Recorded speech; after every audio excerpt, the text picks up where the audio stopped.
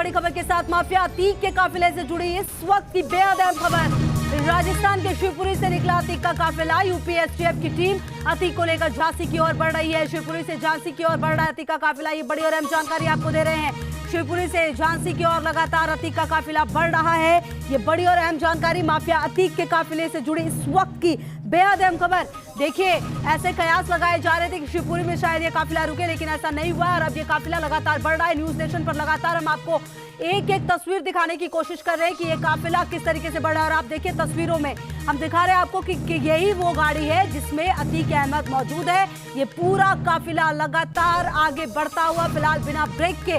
और देखिए, इससे पहले अगर आप शुरुआती तौर पर देखें, साबरमती जेल से जब से निकला ये काफिला अब तक 6 बार रुका है। कहीं पर बहुत छोटे ब्रेक हुए थे, 3, 4, 5 सेकंड के लिए भी। अब से थोड़ी देर पहले ये गाड़ी रुकी थी। और वैसे अगर आप देखें तो लगातार ये काफिला बढ़ता जा रहा है। शिवपुरी से आगे ये काफिला निकल चुका है। न्यूज नेशन पर लगातार हम आपको सबसे पहले तस्वीर दिखा रहे हैं इस पूरे काफिले की, जिसके जरिए आप समझे कि किस तरीके से ये काफिला लगातार आगे बढ़ रहा है। अतीक के साथ 45 सदस्यीय पुलिस टीम यहाँ पर मौजूद है।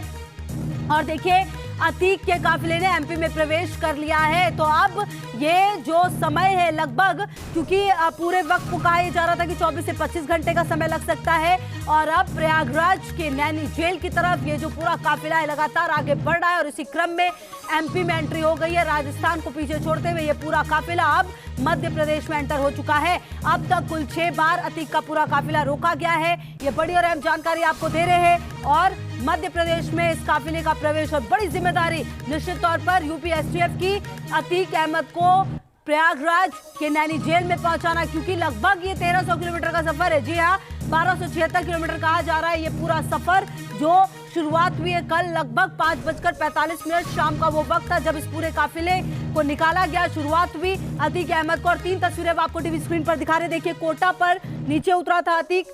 शिवपुरी अब ये पूरा काफिला पहुंच गया और 12 के पास भी ये काफिला रुका था। और उस दौरान भी ये तस्वीर सामने आई थी, जिसमें अगर आप हाव भाव की बात करें तो यही वो अतीक अहमद जिस पर ना जाने कितने केस दर्ज हैं, कितनी मासूमों के लिए ये जिम्मेदार बताया जाता है।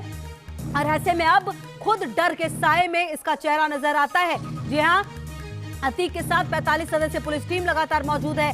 तस्वीरें लगातार हम आपको दिखा रहे हैं उसी काफिले की, जो कि अतीक को लेकर लगातार प्रयागराज के नैनी जेल की तरफ प्रस्थान कर रही है। और ये पूरा काफिला अब मध्य प्रदेश में एंटर हो चुका है। ये बड़ी और अहम जानकारी, निश्चित तौर पर एक बड़ा दिन। और कहीं ना कहीं जिस तरीके से पेशी होनी है एमपी एमएलए कोर्ट में, उसी के तहत ये पूरा काम हो रहा है। और इसीलिए ये अपने आप में काफी बेहद महत्वपूर्ण दिन आप कह सकते हैं, क्योंकि एक बड़ी जिम्मेदारी है इस पूरी टीम की तरफ कि आखिरकार किस तरीके से यहाँ पर इसे पहुंचाया जाए। और देखिए, सबसे बड़ी बात यह भी कि आप समझिए, अहमदाबाद की साबरमती जेल से प्रयागराज के नैनी जेल में शिफ्ट करने से पहले ही अतीक ने खुद डर जताया था और साथ ही साथ कहा था कि उसे ना लाया जाए। लेकिन क्योंकि एमपी एमएलए कोर्ट में पेशी होने और इसी क्रम में यहाँ पर उसे लाया जा रहा है। आपको बता दें कि अतीक ने ही साल 2006 में उमेश पाल को अगवा किया था। और इसी मामले में मंगलवार को प्रयागराज की एमपी एमएलए कोर्ट फैसला सुनाने वाली है। अतीक को प्रयागराज जेल की हाई सिक्योरिटी बैरक में रखा जाएगा और उसके सेल में सीसीटीवी सेल भी होने वाला है।